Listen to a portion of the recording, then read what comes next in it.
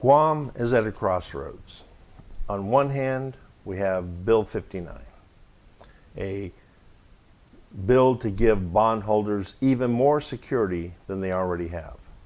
On the other hand, we have Bill 73, the tax revenue anticipation note.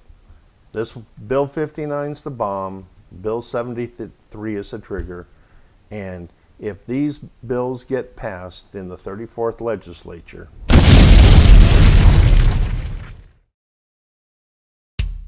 we're here today to talk about the debt bomb trigger. The debt bomb trigger is what's going to happen when Bill 73 and Bill 59 collide. Now, Bill 73 is the tax revenue anticipation note. And contrary to what the governor has been telling us, it's not a one-year note. It's 3 one-year notes.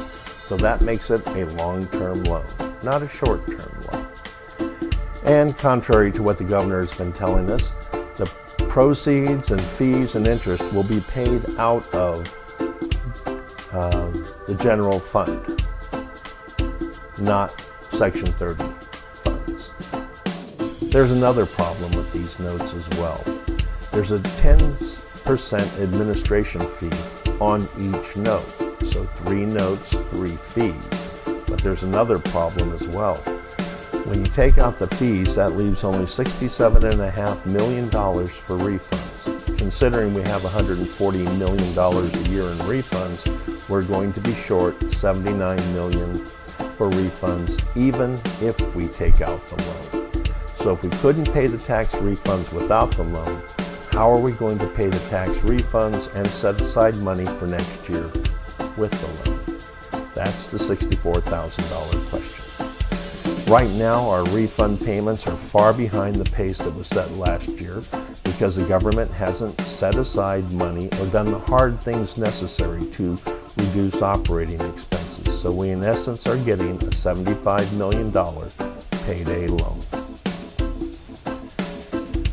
Now, the only reason I can see for the existence of this Tran bill is to generate $22.5 million in admin fees paid for by the taxpayer to some special interest political supporter, as far as I can tell. There's no reason for taxpayers to pay $22.5 million in fees instead of applying that $22.5 million to tax refunds. The worst part about it is the bill is guaranteed by the general fund.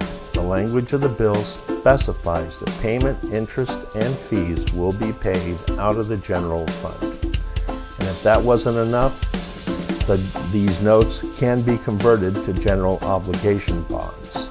And once they become converted to general obligation bonds, the risk is even stronger for taxpayers because now those notes are guaranteed by the taxpayers in the general fund, not Section 30 money. So now let's look at the bomb, Bill 59.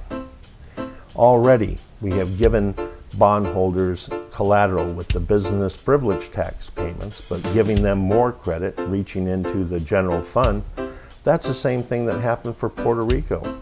That's why I call it the Puerto Rico poison pill. And we see how it worked for them, because bondholders were able to force the government to close down 130 schools and lay off thousands of employees to pay bond payments.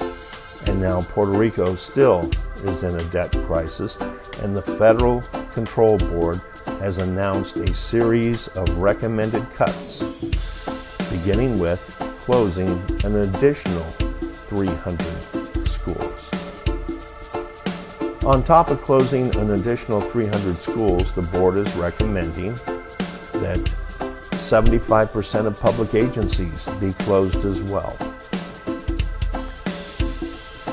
A freeze on government wages, a cut in working hours, a cut in pension benefits, and they're recommending a cut in health care benefits. They're also recommending to raise taxes and also raise fees. The senators are looking at also selling assets like the airport, public beaches, and even the commercial port to raise money to satisfy the bondholders.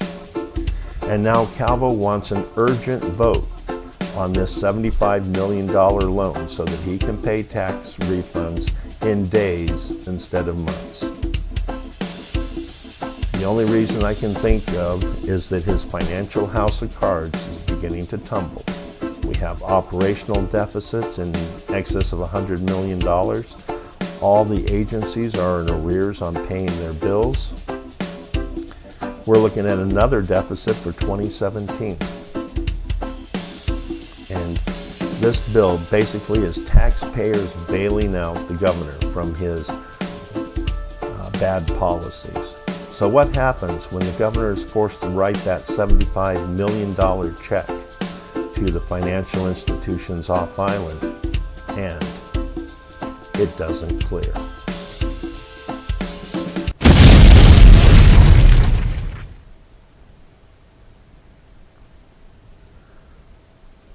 That's when the debt bomb explodes. And as the debt bomb explodes, remember, all the debts as a result of 73 and 59 are guaranteed by taxpayers and the general fund. So the debt bomb will be the trigger that forces the president to sign documents giving Guam our own federal board of controllers right behind Puerto Rico. And as soon as that letter has been signed, then all the government of Guam agencies will have their own federal controllers supervising all aspects of the financial operations of the various agencies and departments of the government of Guam. To prevent that, follow this page. That way you will have the latest information on the actions of the government and the legislature to help protect yourself. Share this page with your family, friends, and co-workers so they too can be informed about what our elected officials are doing or not doing to protect them from the financial consequences of the debt bomb. And act. Make a call, send an email to a senator and tell him no more